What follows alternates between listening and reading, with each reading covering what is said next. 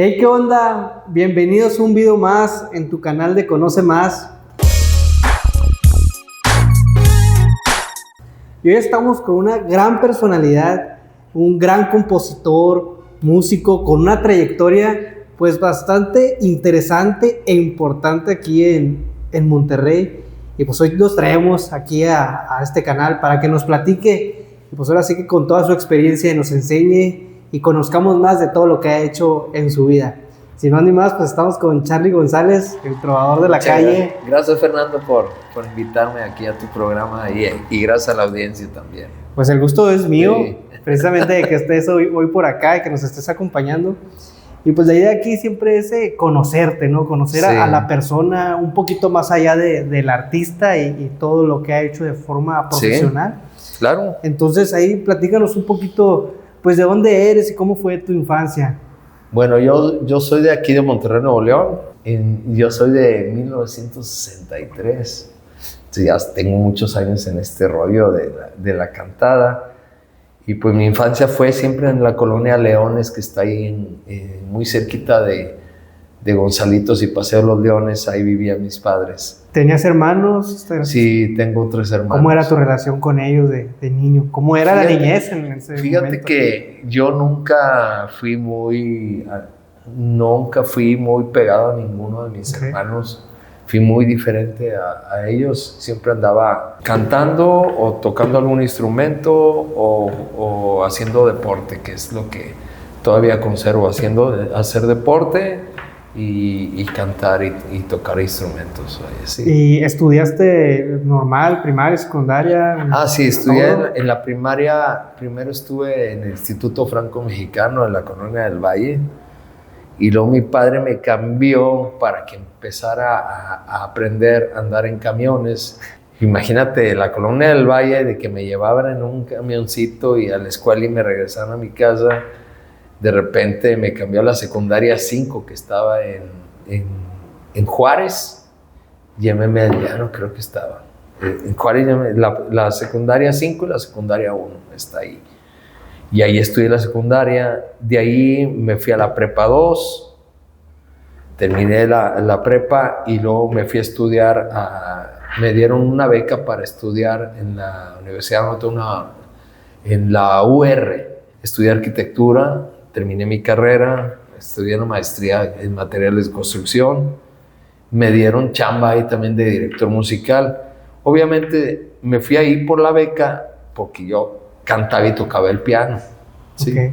Ahorita llegamos y profundizamos más en esa parte, pero me decías, ¿tu papá decidió cambiarte de escuela? No sé si lo dices a broma o si realmente quiso darte esa como que enseñanza de andar por tu cuenta. Al principio yo no entendía, pero me ayudó mucho porque luego al rato pues tenía amigos de mucha lana y tenía amigos, o sea que en esa secundaria iba de todo, y así. Pues me hizo tener muy buenas amistades que todavía los conservo. Toda la gente de la secundaria nos juntamos ahí de vez en cuando, tenemos un grupo y nos queremos mucho y nos apoyamos mucho porque nos trae muchos recuerdos, vaya, sí.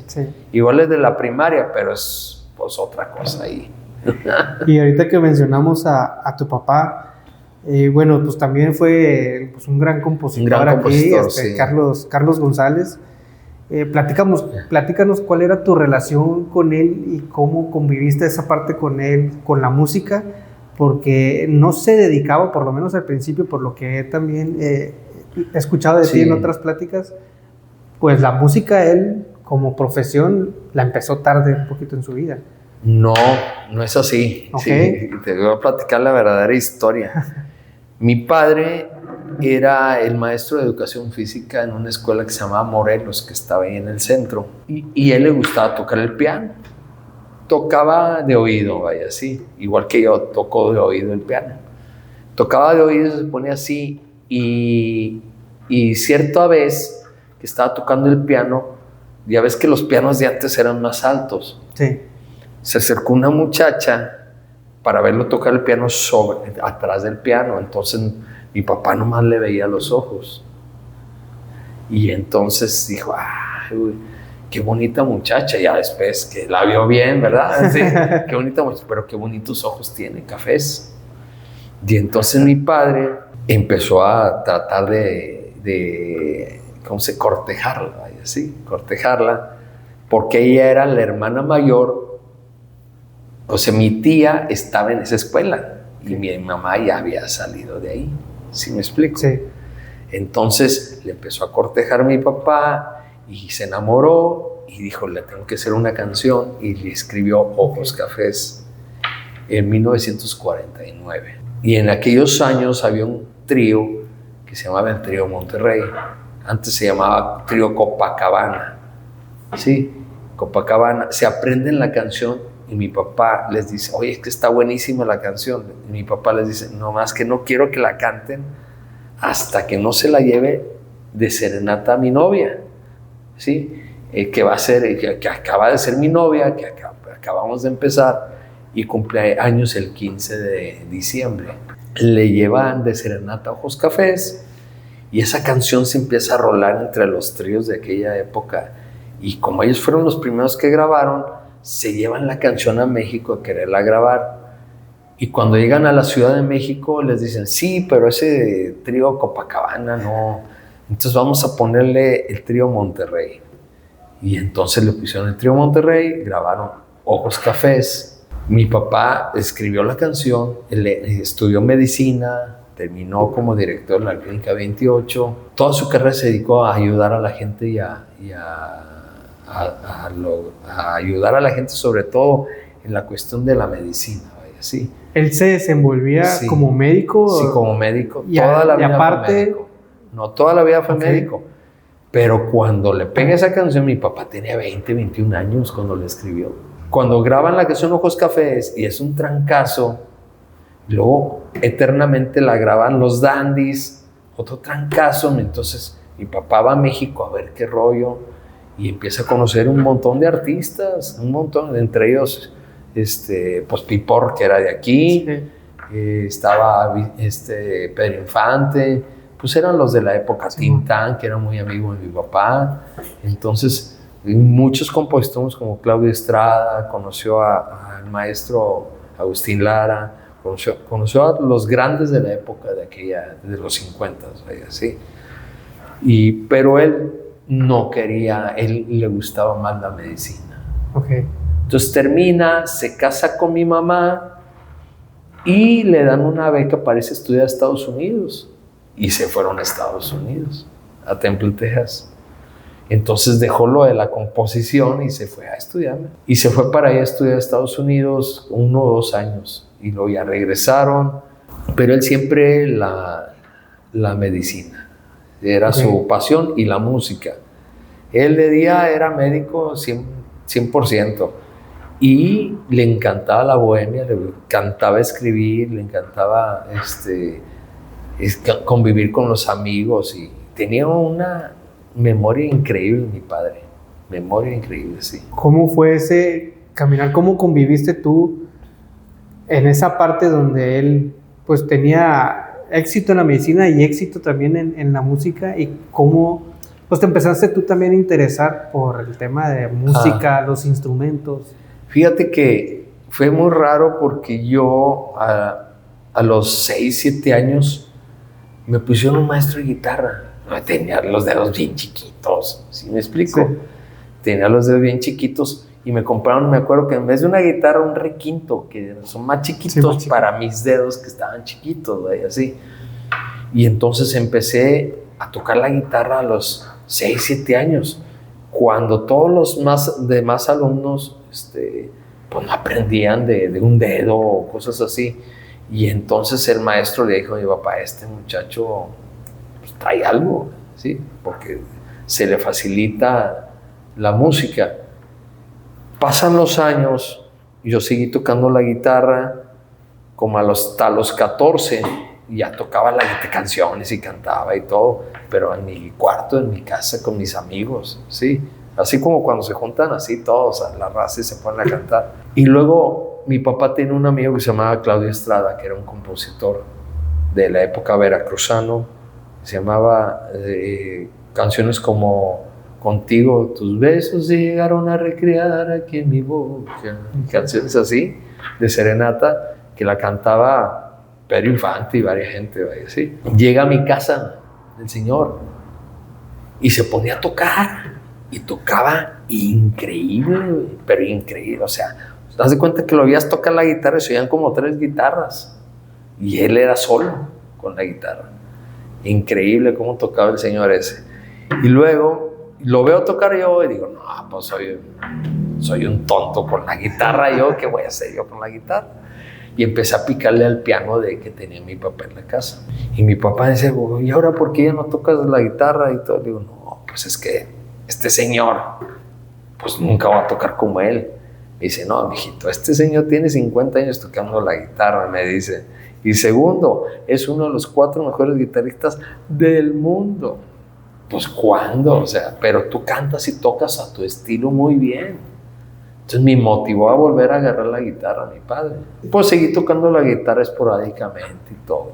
De joven, en esa juventud, el tema de la música para ti, pues lo hacías nada más de forma recreativa y nunca, o buscaste de alguna forma a lo mejor juntarte con alguien más, o nada más así recreativo como te comenté. Es que ahí te va la verdadera historia, vaya así. Cuando me voy a la UR me beca por cantar y por tocar instrumentos. Entonces, yo tocaba el piano en el grupo musical de la UR, yo era el pianista, y luego, oye, se arma una rondalla y necesitan guitarristas. Pues tú estás becado, pues tienes que ir a tocar la guitarra, y agarré la guitarra.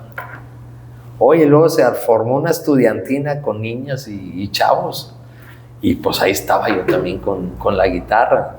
Sí, entonces yo era así como el ajonjolí de todos los moles ahí en la UR, porque estaba becado, sí, tenía que cumplir con ellos también, para que no me quitaran mi beca.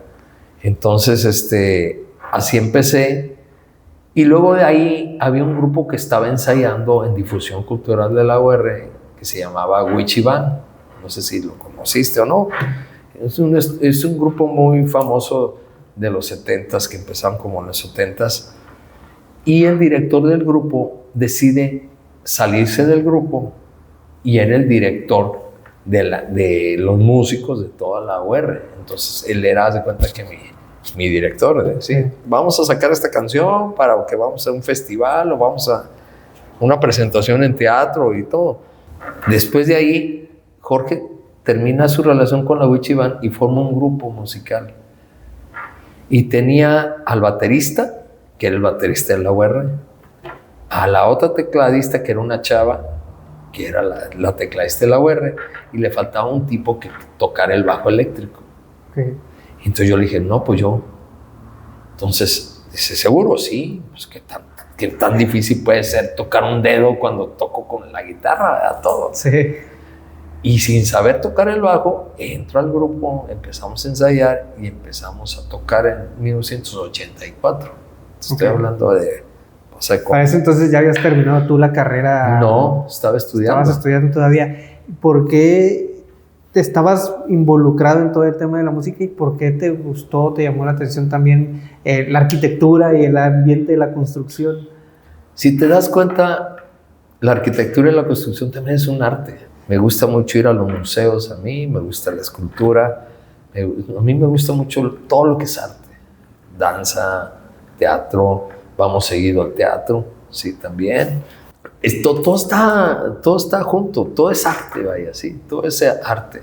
De ahí toqué en el grupo musical 16 años. ¿Cómo se llamaba ese grupo? Se llamaba el grupo Tus Papás. ¿Por qué llegaron a ese nombre, Tus Papás? Porque vienen a tocar tus papás. Sí, te voy a decir, porque tocábamos en bodas más que todo. Y entonces, ¿quién va a tocar en tu boda? Tus papás. Por eso sí se armó ese grupo. Y entonces, como era un nombre muy diferente, llamábamos mucho la atención. Aparte, veníamos de una época donde, haz de cuenta, había muchas bandas. Sol Banda, no sé, Liberación y muchos grupos que tocaban en bodas antes. Sí, Conspiración todavía sigue ahí, y Liberación y Transpiración y todos terminaban en Sion. Y nosotros, tus papás, caray. Pero aquí la diferencia es que ellos tenían 4 músicos y 4 cantantes. Okay. Entonces eran 8. Sí. Y nosotros éramos 4 músicos y los 4 cantábamos. Se simplificaba. Entonces, imagínate, llegaban, oye, hay una convención de Sitza, hay una convención de aceros planos, pues ¿cuál te sale más barato? Sí, claro. Y allá vamos nosotros a Zihuatanejo, y ya vamos a Acapulco, íbamos a Cancún, hicimos temporada como 3 años allá. Andábamos como pelota, porque éramos 4 músicos y los 4 cantábamos. ¿Cantaban canciones, ahora sí que de covers? Cantábamos de cover para las bodas, sí. Grabamos 2 discos, No pasó nada porque se estrenaron en Estados Unidos con Disa. No pasó nada. Aunado con que yo entro al grupo musical, conozco yo al compositor José Antonio Farías, compositor de Viviana, compositor de Una noche de amor de José José, compositor de Rosa Salvaje, muchas novelas, que vive aquí en Monterrey. Y resulta que su papá era muy amigo de mi papá y yo quería registrar mis canciones. Llego con él para que me ayudara a escribir en partitura mis canciones y registrarlas para poderlas empezar a mover en la Ciudad de México. Él ve talento en mí y me dice, oye, pues vente acá, ¿quieres aprender? Vente al estudio de grabación. Y estuve trabajando con él con unos 5 años. Él realmente fue mi maestro musical. Me enseñó mucho de lo que sé. Eso mientras seguías con tus papás. Seguía con mis papás, sí. Haciendo gira. Sí, bueno, cantando en bodas, en 15 años y de todo aquí, al principio. Okay. Pero estuve trabajando con Potro desde el 89, 90, por ahí, hasta 95, 96, por ahí. Estuve yo trabajando con él. Aprendí mucho porque él es un gran compositor, un gran arreglista. Él sí estudió en Berkeley, en Estados Unidos. Entonces tocaba el piano fabuloso, mucho más que uno que nomás así como uno sabía. Y le aprendí muchísimo. Por eso digo que él fue mi gran maestro musicalmente.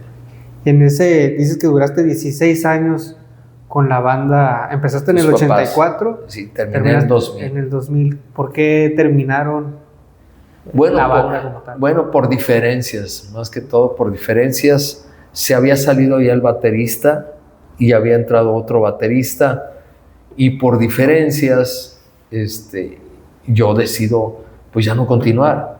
Entonces dije, no, pues yo soy arquitecto, y ya estaba yo construyendo. Traía una remodelación o 2, o no me acuerdo qué estaba haciendo. Inclusive haz de cuenta que había un restaurante que se llamaba El Mecate, que de flautas y enchiladas. Me contrata Arturo Sarur, que le mandamos un saludo hasta Houston. Me contrata para remodelar el restaurante y hacerle unas adecuaciones ahí y todo. Y luego me dice, pero ¿por qué dejaste de cantar si cantas bien bonito? Y me insistía, ¿por qué no vienes a cantar al restaurante? Le digo, no, pues es que yo ahorita estoy en este rollo. Ven a cantar aunque sea un día. Y sí me di cuenta de algo muy importante. Cuando has cantado tantos años, si no cantas, como que sientes que te falta algo en la vida, ¿sí? Algo te falta para ser feliz. Y yo sentía que dije, bueno, pues voy a ir un viernes a cantar en las noches. Me pagaban 300 pesos, 350 pesos por una hora, una cosa así. O sea, pero yo lo hacía como terapia, ¿sí? Y agarré la guitarra después de 15 cuántos años, agarré la guitarra a empezar otra vez a tocarla, sí. Pero que ya tenía pues casi 20 años de no tocar la guitarra. Y en toda esta trayectoria que empiezas en el 84 ya de una manera profesional, porque te integras a una banda, pues que al final duras bastante tiempo exitoso, y sí, que pues al final te dio para ti, no para vivir de forma personal. ¿Cómo fue la relación con tus papás cuando de repente ya se dan cuenta que sí va a ser un profesional en la música, y al mismo tiempo, pues más adelante también sí le está aplicando lo que estudió? Yo terminé mi carrera en el 87. El grupo empezó en el 84. Sí. todavía de 3 años, y como ellos veían que tenía mucho éxito el grupo y que ganaba dinero y que me compré mi carro y que empecé a la fregada así. Entonces yo termino la carrera y al principio dije, oye, pues yo voy a... terminé, puse el título, dije, aquí está el título, gracias por la educación, pero yo lo voy a dar a la música. Al principio así era mi idea. Sí. Pero me di cuenta que también pues, me gustaba diseñar, me gustaba idear, me gustaba cambiar cosas. Y entonces al mismo tiempo estaba remodelando cosas, construyendo, diseñando casas nuevas y todo eso. ¿Sí? Okay. Y llega este momento, ese restaurante que estabas remodelando, sí, y que te empiezas otra vez retomas la guitarra y empiezas sí, a tocar la guitarra y cantar. Me salía como 20, 30 canciones nada más, ¿te das cuenta? En la guitarra, porque pues tenía que estudiar mucho para ponerme a la par. Y ahí ya estabas tú como solista. Ahí empecé de solista por la insistencia de Arturo, que fue el que me decía, ven a cantar, cantas bien bonito. Se empieza a llenar al restaurante. Me dice, vente los sábados también. Y empiezo así, viernes y sábado. Y luego ahí me ve un señor y me dice, oye, hay un restaurante que está para la Huasteca que se llama Tierra Luna. Y allá está una señora. Y entonces dije, no, hombre, pero ya es. Yo decía, mucho relajo. Y dice, no, canto acá temprano y no me voy al otro restaurante y me pagan 500 pesos ya por un set de 1 hora. Sí. Entonces, te estoy hablando del 2000. Sí. Entonces eran 1,500 pesos más, ponle tú 1,000 pesos que me daba el otro restaurante, pues eran 2,500 pesos al mes, eran 10,000 pesos de pura música nada más lo que yo construía, más lo que yo hacía. Entonces dije, pues está bien. Me ve mucha gente allá, soy un éxito también en el Tierra Luna. Me ve otra persona y me dice, oye, yo conozco a uno de los dueños de un bar que estaba muy grande aquí en el centro de la ciudad, que se llamaba El Barrio, sí, que fue muy famoso aquí, y me dice, vente a cantar acá y que quiero que te escuchen. Y entonces yo fui y canté. Me dijo, oye, no, si cantas muy padre y tocas la guitarra y que no sé qué. Te estoy hablando del 2000, todavía no tenía ni 1 año con la guitarra, ¿sí? Pero como yo ya venía de un grupo musical que había cantado con miles de gentes, mucha gente se paniqueaba cuando se subía con la guitarra y veían 1,500 gentes ahí. Y pues a mí me subía como si hubieran 2 personas o si hubiera 10,000, para mí era lo mismo, ¿sí? Sí. Entonces vieron mi seguridad en el escenario y les llamó mucho la atención, les gustó mucho cómo cantaba y cómo tocaba, y me dicen, queremos que trabajes con nosotros jueves y sábados, pero queremos que toques de 3 a 3:45 de la mañana. Y yo, en la madrugada, jueves, todavía dije el sábado la libro, pero el jueves me tengo que levantar a las 8 porque estoy construyendo. Y entonces resulta que platicando con ellos, el papá de ellos era muy amigo de mi papá, lo conocía muy bien por sus canciones, mi papá. Todo el mundo conocía a mi padre. Me dice, mi papá, pues yo no sé, pero yo tengo mucho compromiso con él. ¿Qué vayas a hacer? Si vas a cantar, le digo, es que no la voy a armar, padre. Bueno, entonces yo me ideé y dije, ¿sabes qué? Acaba de salir Nicho Hinojosa de ahí y andaban buscando un reemplazo para él, de él. Me invitan a mí y me dicen, bueno, pues, ¿qué decidiste? No, pues que sí. Entonces yo, ¿cómo les digo que no sin afectarlo ni nada? Entonces dije, ya sé, 45 minutos. Le dije, me pagan allá 500 pesos, acá 300. No, pues, dame 1,500 pesos. O sea, era el triple. Sí. Pero yo lo hice para que me dijeran que no. Y me dijeron que sí. Entonces me fui a trabajar jueves y sábados ahí. No pasan ni 2 meses, se entera la competencia de ellos. Me hablan del Privat, que querían los miércoles y los viernes. Y luego me hablan de otro bar que se llamaba el San Pedro Antiguo, que también querían jueves y sábados, pero antes de que cantara en El Barrio. Y entonces imagínate, me daban 4 fechas, 6,000 pesos más lo que me daba 7,500, más 8,500. Entonces te estás hablando de 32,000 pesos en el 2000. Sí. Ahorita 32 bolas es una lana, ¿verdad? Sí. Sí, todavía es una lana. Bueno, en el 2000. En el 2000 era un dineral, más aparte de la construcción. Entonces me iba súper bien, pero llegó un momento que ya no me sentía yo bien porque era demasiada desvelada. Levántate temprano, desvelada, estaba remodelando una casa, terminé otro restaurante de remodelar. Hasta que le dije, terminé de remodelar una casa, le dije a mi mujer, ¿sabes qué? Le voy a dar unos 2-3 meses a ver qué tan bien me va con lo de la guitarra, porque ya no rindo, o sea, no duermo, o sea, estoy todo desvelado, y luego mis hijos están chiquitos, ¿sí? Era lo que te quería preguntar, cómo funcionaba toda esa parte con tu familia, y precisamente si ya estabas casado, si ya tenías tu familia, porque empezaba a convertirse en mucho trabajo, y de noche, y de repente que si los ves, que si no los ves, además de que tu cansancio propio quieres descansar. ¿Cómo funcionaba eso en tu ambiente familiar? Yo sí estaba, hasta que no dejé de construir, ya me sentí mejor. Y lo bueno de trabajar en esto es que pues en el día puedo llevar a mis hijos a la escuela, y por ellos a la escuela. Unos días iba yo, otros días iba mi mujer. Estaba chiquito mi hijo, tenía 2 años, haz de cuenta. Pero me hizo convivir más con mis hijos y con mi familia el hecho de trabajar en la música.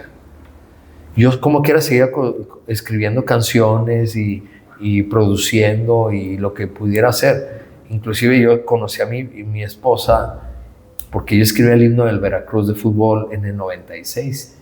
Les gustó y me lo compraron. Cuando yo volé a Veracruz a estrenar el himno, ahí conocí a mi esposa en el puerto de Veracruz. Ella es veracruzana. Le mandamos un saludo. ¿Y te empezó a acompañar ya después a las giras o no? ¿Cómo la enamoraste? Nos casamos, al año nos casamos, y luego al año nació mi hijo. Okay. Y entonces pues ella tiene que estar con el bebé, pues cómo me acompañaba. Y empecé yo más que todo a hacer un círculo, y la gente poco a poco me fue conociendo más. Empecé a pisar escenarios más grandes. En esa época, o relátanos... Todavía no salía ni un disco mío. Ahí. Exacto, era a donde quería llegar. ¿Cómo se fue dando el componer para que tú tuvieras tus primeros discos?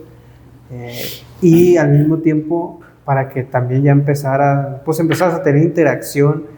Pues en ese momento las redes sociales existían muy poco, los medios eran los tradicionales, la radio, televisión, y ya empezabas a tener presencia en esos medios. Sí. ¿Cómo empieza a funcionar o a evolucionar eso para ti en esa época? Bueno, lo que a mí me ayudó mucho, por ejemplo, Multimedios, Televisa y todos ellos me ayudaron mucho, porque el grupo mío ya era muy famoso en aquellos años, ¿sí? Entonces todo el mundo me conocía, en las televisoras, en la radio. Entonces cuando yo saco mi primer disco, ya era más fácil para mí meterlo en la radio, cuando todavía no se ocupaban otros medios para que te tocaran, ¿verdad? A mí me tocaban libremente, sin ningún problema. ¿Cuál fue el primer disco que sacaste y en qué te inspiraste para sacar ese disco? Bueno, yo como mi padre me gusta mucho escribir sobre todo a la mujer. Escribí un tema que se llama ¿Cómo es el amor? Fue el primer disco mío, se llama ¿Cómo es el amor? Lo grabé con pura guitarra y voz. Ahí está en Spotify, lo pueden buscar, ¿Cómo es el amor? Charly González. Y grabé 3 canciones mías, una de Potro Farías, mi gran maestro, sí. Y grabé 11 covers. ¿Por qué covers? Porque estaba muy fuerte Nicho Hinojosa con muchos covers. Me va muy bien con el disco en el 2002. Y en el 2004 regreso a otro disco con pura guitarra y voz, Con Tanto Amor, que es un tema de Potro Farías también. Y grabé 4 canciones o 5 canciones mías. Grabé un poco más de canciones mías. En el primer disco mío el éxito fue ¿Para qué se llama la canción? ¿Para qué? Búsquenla. ¿Para qué? Y fue el primer éxito mío en la radio. Y luego el segundo disco de Con Tanto Amor fue Con Tanto Amor y Déjame Seguir Soñando, que esa es una de las canciones más icónicas mías. Pues ese fue el disco del 2004. Y ya después, en 2006, armo una banda y saco un disco de puras canciones originales, porque la gente me pedía mis canciones. Entonces dije, no, pues ya voy a grabar puras canciones mías. ¿La banda tenía un nombre o era Charlie y te acompañaba? No, era Charlie el grupo? González y se llama Trovador de la Calle, ese disco. ¿Por qué tomaste ese apodo, ese mote de Trovador de la Calle? Bueno, así me dicen por la canción. Sí. Pero te voy a platicar la historia de esa canción. Yo estaba una vez viendo una entrevista en España que le estaban haciendo a Joaquín Sabina. El señor, cada vez que hace una entrevista, todo, das de cuenta que escupe pura poesía cada vez que habla. Entonces me llamaba mucho la atención su manera de expresarse, porque haz de cuenta que te estás dando una poesía cada vez que está hablando contigo. Y entonces el entrevistador le hace una pregunta muy curiosa, le dice, a ver, Joaquín, ¿y tú eres de los que hace, y tú ves la vida pasar, o cómo ves la vida pasar? Y le dice, no, yo soy de los que voy haciendo vida con mi forma de pasar. Okay. Y se me hizo una frase genial. Me puse a pensar en todos mis compañeros artistas que vivimos detrás de una guitarra para poder divertir a la gente. Desde aquellos que covan covers o canciones originales y todo. Y quise hacer un tema como que para que supieran un poquito de cómo somos los trovadores. Y así dice, y una de las frases dice, yo no soy de ese tipo que se manejan fácil, yo soy de los que se mueren en la raya. Yo nunca me detengo, mi canto es para el pueblo, mi vida es ser trovar de casa en casa. Y es que yo soy lo natural, yo voy haciendo vida con mi forma de pasar. Okay. Ahí está la frase de Sabina. Fíjate, de ahí nació la canción. ¿Y el Trovador de la Calle? ¿Por qué lo pusiste como nombre? Porque en esa época tú pasabas al barrio antiguo y veías un chorro de raza con sus guitarras. Entonces todo el mundo pasaba, ese mi Charlie, ese no sé qué. Entonces había muchos trovadores. Entonces dije, pues el Trovador de la Calle, pues somos un chorro. Déjame escribir un tema para todos los que estamos en este gremio. Así. Y se volvió un éxito, ¿verdad? En el 2006. Cuando pues, tu hijo empieza a crecer y se empieza a dar cuenta que al final su papá en el ámbito de la música, pues es conocido y reconocido, ¿qué te platica o qué te empezaba a decir a ti cuando te veía en el escenario y que de repente gritaban tu nombre u otra canción? ¿Qué te decía? Pues la verdad no, o sea, como que se acostumbraron. El primer concierto que di fue en el 2005. En 2005 fue mi primer concierto, hice como 5 conciertos ahí con la Aula Magna también. Uno solo con las guitarras y otros con la música de mi padre. Y el último que di fue el de Sigo Andando, de los últimos discos que di, no, 2010. Entonces fue 2013 o 14 el que hice del homenaje a canciones de mi padre. Fue uno de los últimos discos que hice. Y luego en el 2015 hice el último disco que ya realicé físico, que fue el de El más triste de los dos. Así se llama el disco. Lo pueden buscar ahí en redes. Busquen ahí Charlie González. Pues ahí están todos mis discos ahí. Sí, en Spotify. O pueden buscar los conciertos en YouTube. Pongan Charlie con I latina E, Charlie González en concierto. Y ahí aparecen conciertos míos completos. Sí. Digo, qué interesante, al final, pues teniendo las oportunidades que tenías también de estudiar, hacer otras cosas, que en la música, pues te haya ido bien por lo que haces, pero al mismo tiempo la gente te haya aceptado también por tu forma de ser, por tu forma de tocar y al mismo tiempo componer, porque componer y que gusten las canciones pues tampoco es fácil. Ese no es fácil, la verdad que no. Yo le he dejado un poquito a un lado porque tenía mucho trabajo y no tenía chance de sentarme a escribir, pero ahorita lo estoy empezando a retomar otra vez, la composición otra vez. Es que se requiere tiempo, vibra, que te sientas bien anímicamente, ¿sí me explico? Para mí. Y hay veces que escribo una canción en 5 minutos y hay veces que me tardo 2 días en escribir una canción. O sea, no se sabe. Gracias a Cuando escribes una canción o compones algo, ¿es sobre una idea? O sea, quiero hablar de este tema y haces una canción o literalmente te van llegando frases y vas armando. Fíjate que he estado escribiendo con un compositor que se llama Alfredo Llerena, que le mandamos un saludo grande, un gran compositor también de aquí de Monterrey. Cuando escribo con alguien, sí, haz de cuenta, yo lo que hago es empiezo a hacer una lista. Estaría bueno hacer una canción de esto y lo anoto. Y lo anoto. Y luego ya cuando nos sentamos, vamos a escribir sobre qué. Mira, aquí tengo estas ideas y él trae las suyas. Y entre los dos escribimos las canciones, vaya, así. Sí. Entre los dos escribimos las canciones. Pero cuando escribo yo solo, generalmente no traigo una idea. A veces sí. Al principio de mis discos, escribía canciones muy profundas, vaya, así. Como la de Tras la Ventana, que es una canción que pega mucho, sobre todo a la gente que son padres de familia y que no se hacen responsables de sus hijos, ¿sí? Esa es una de las canciones fuertes mías también.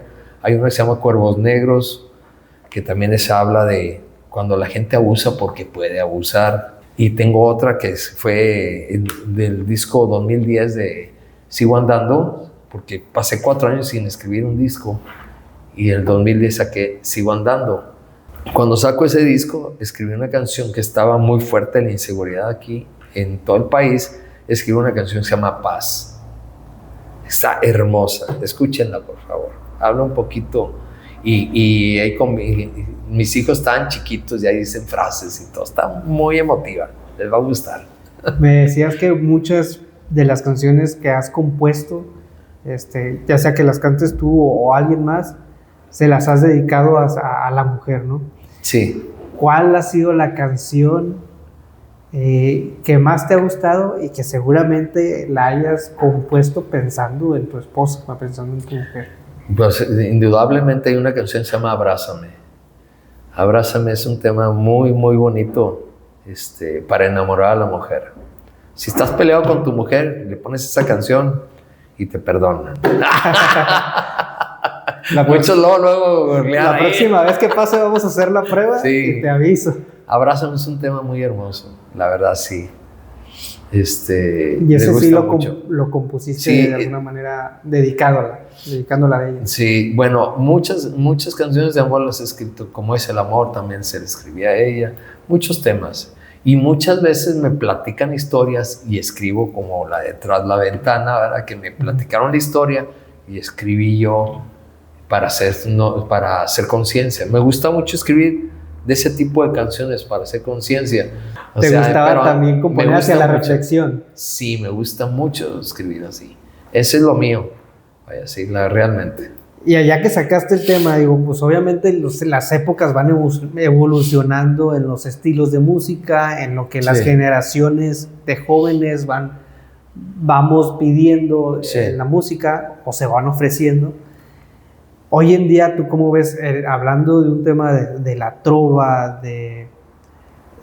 pues estas canciones que son un poquito más hacia el romance, hacia la reflexión, un poquito algo más tranquilo, por decirlo de alguna manera? Pues son cosas, yo pienso que esas canciones son muy necesarias, sobre todo ahorita en la actualidad.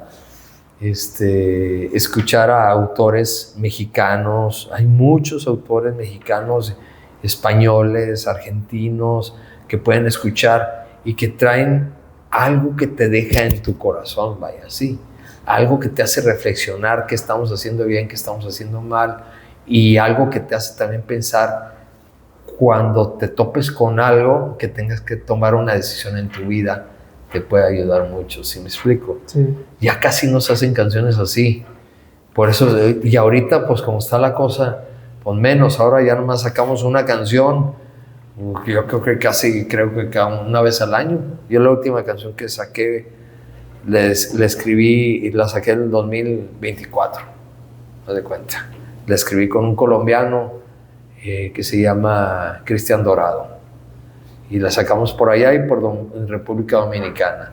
¿Tienes la intención, dices que ahorita estás como que retomando el tema de componer? Sí. ¿Tienes ese interés, esa intención de volver a grabar algo tuyo dentro de la trova? Sí. ¿O hacia dónde va Charly González? Fíjate que precisamente ahorita estaba pensando en eso, de que yo creo que voy a retomar a hacer temas con pura guitarra. Y porque cuando escuchas una sola guitarra y una voz, yo creo que pues llegan más adentro, más al alma, ¿sí? Que mucha producción y mucha, ¿sí me explico? Así empecé yo con la pura guitarra y con la pura voz. Y yo no veo por qué no pueda gustar algo así. Mira, está Silvio Rodríguez, que empezó también con la pura guitarrita y cantando sus canciones, Pablo Milanés, muchos autores como Alejandro Filio, Fernando Delgadillo. Todos los discos de ellos generalmente son con pura guitarra y voz. ¿Qué es lo que te queda de una canción cuando la escuchas? Pues realmente que sea buena, que te mueva. Quiero apostarle a eso. En eso estoy en este año y seguramente voy a escribir un par de canciones y las vamos a subir ahí. Y esperemos, sí, que como tú bien lo dices ahorita, que estás retomando la pluma y vas a hacer algo para componer y algo nuevo para ti, pues seas tú quien nos devuelva ese ritmo, sí. Y esas canciones y nos motive de esa forma. Hay que hacerlo, pensarlo muy bien, porque el problema mayor no es escribir una rola, no es hacer un video, no es subirlo a las redes. Ahorita el tema de las canciones es, pues, cuánto le vas a meter para que te abran y que todo el mundo te escuche. Es que desgraciadamente así es el rollo ahora. Por ejemplo, la radio, pues sí la escucha gente y todo, pero ahorita ya la radio, pues ya, igual que la televisión, está muy devaluada, ¿sí? Sí. Para mi gusto. Entonces ahorita lo que viene es lo que estás haciendo tú, ¿verdad? Lo que estás haciendo tú con tu gente, que la gente se mete en su celular y ve tu programa completo, ¿verdad? Eso es más fácil que llegar a tu casa y prender una tele. O prende la tele y ¿qué haces? Pones YouTube y te pones a ver el video de Fernando. Y ahorita que mencionas esto que estamos haciendo nosotros aquí a través de este canal, me platicabas también un poquito antes de empezar que tuviste tú un canal en donde invitabas, sí. ¿Qué tanto era? Pues platicar alrededor de la música, cantar un poquito, cómo funcionaba ese canal y cuándo estuviste trabajando en él. Yo empecé trabajando en eso cuando llegó la pandemia, porque muchos artistas nos quedamos sin trabajo. Y yo fui otro de ellos que decía, no pasa nada, 2-3 meses aguantamos, no pasa nada. Oye, no, un año y feria sin trabajo. Entonces tenía que hacer algo. Yo cantaba con mi guitarra y la raza me decía, no, pues te depositamos 200, 300 pesos. Y la raza me empezaba a apoyar, vaya, así. Obviamente me apoyaban con todo el corazón, vaya, así. Pero pues no era suficiente. Entonces empecé yo a crear, oye, pues vamos a meter patrocinio, poner una pantalla y poner aquí el anuncio de un patrocinio y que me pagaron cada vez que salía su patrocinio y luego otro patrocinio y llegué a tener como 12 patrocinios. ¿Cómo se llamaba el programa? No salgas de casa, okay. Con Charly González. Justo precisamente lo que pedían, ¿no? Por eso le puse yo No salgas de casa con Charly González. Ahí los pueden ver en mi Facebook, ahí están todos los programas y también en YouTube subí algunos ahí. ¿No estarías pensando también que sería un buen momento precisamente con la intención de retomar el tema de la música, la composición? Sí, estoy pensando en hacer algo así, pero lo quiero hacer aunado con un comediante y hacer un esquema de un programa. Okay. Padre que pues ya lo conoces, le mandamos un saludo a Víctor Merck, sí. Mi compadre. Estoy ideando algo así. Tengo unas citas en estos días con la gente que yo ya había trabajado con ellos y están interesados en ver qué podemos hacer. Pues de seguro y créeme, por lo menos un servidor va a estar viendo ahí sí. los primeros videos, pues para retomar toda esta parte de tu carrera y obviamente de lo que tú haces con la música y como profesional en la música. Sí. Actualmente, en estas fechas, más allá de los proyectos que traes, que ya me platicabas, ¿qué es lo que anda haciendo Charly González? Bueno, ahorita había tomado una decisión de regresar a hacer conciertos, Pero como veo, lo que tengo que hacer es que como terminé, dejé de ir a la Ciudad de México, dejé de ir a Guadalajara, dejé de ir a Saltillo, dejé de ir a muchos lados por diversas cosas o compromisos que yo tenía aquí. Llegó la pandemia y después de pandemia yo ya no he salido de aquí, de la ciudad. Entonces había pensado en retomar eso, pero me he dado cuenta que lo que ocupo primero es hacer un año de pura publicidad. Es lo que voy a empezar a hacer. Un año de pura publicidad, meter esto, meter lo otro, meter esto, todo el año. Y el próximo año voy a empezar a dar conciertos. Entonces, ¿Tu familia, tus hijos, tu esposa, de acuerdo en este? Sí, siempre me han apoyado. Próximo paso para ti. Siempre me han apoyado mis hijos, mi esposa siempre ha estado a mi lado, siempre. Y siempre, o sea, ha estado conmigo en las buenas y en las malas. Y la verdad, gracias a Dios tengo el gran apoyo de mi familia. Sí. Pues muchísimas gracias, Charly, por haber venido a platicarnos. La verdad es que pudiéramos durar muchas horas pues sí, por toda la experiencia y pues obviamente todo lo que has vivido, tanto en la música y también en la arquitectura, porque es algo bastante interesante. Y todo el año pasado me habló un buen amigo, le remodelé su casa el año pasado. Me gusta mucho la arquitectura, pero requiere chambear todo el día. ¿Sí? Y aparte llegas cansado y todavía te tienes que ir a cantar. Sí está pesado, sí está pesado. ¿Y ahorita en dónde andas? ¿Dónde te podemos encontrar? Para saber precisamente en dónde ir a verte, a escucharte. Bueno, ahorita me pueden ver en 3 lados. Estoy próximo a empezar temporada en San Nicolás también. ¿Sí se puede decir nombres o no? Dale. Ah, bueno.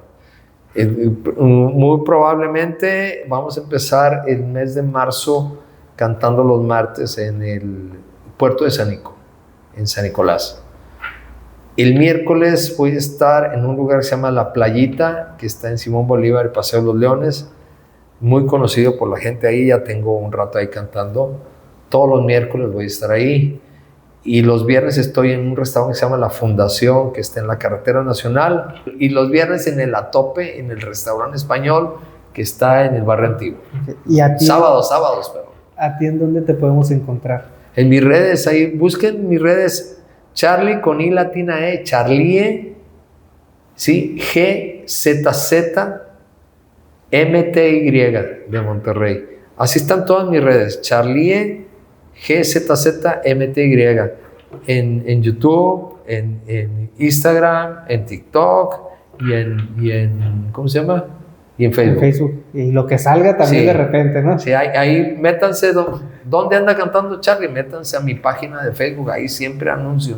Ahí sí no hay falla. Ya está, pues muchísimas gracias. Claro que sí. Charly, por habernos acompañado. No, muchas gracias, Fernando, por la invitación y muchísimas gracias. Espero que la hayan pasado bien con tanta plática. Sí, pues ya saben, aquí tuvimos a Charly González, el trovador de la calle, pues con toda su experiencia. Ya saben, darle like al video, compartirlo, suscribirse al canal y dejar sus comentarios, preguntas que quieran hacerle también a Charly, y por supuesto compartirnos con quién más le gustaría que tuviéramos alguna plática. Nuevamente gracias y pues nos vemos en el siguiente video. Venga. Gracias. Gracias, Charly. No, ¿de qué? Gracias. A ver, ahorita nomás nos tomamos ahí un